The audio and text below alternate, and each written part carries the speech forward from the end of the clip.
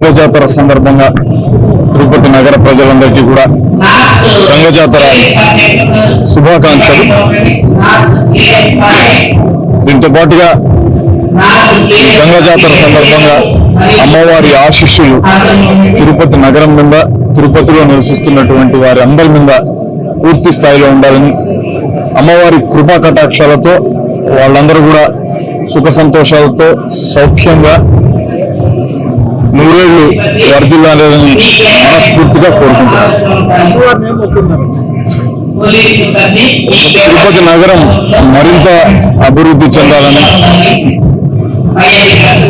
నేటి నగరాలతో పోటీ పడే విధంగా తిరుపతి స్థాయి పెరగాలని, తిరుపతిలో ప్రశాంతత ముఖ్యంగా ఉండాలని, భూకబ్జాదారుల కోరల్లో నుంచి తిరుపతి బయటికి రావాలని, రౌడీ మూకల అల్లరి చిల్లర వేషాలతో ఉండకుండా శాంతియుతమైనటువంటి పరిస్థితులు నగరంలో నెలకొనాలని అమ్మవారిని ప్రార్థించడం జరిగింది.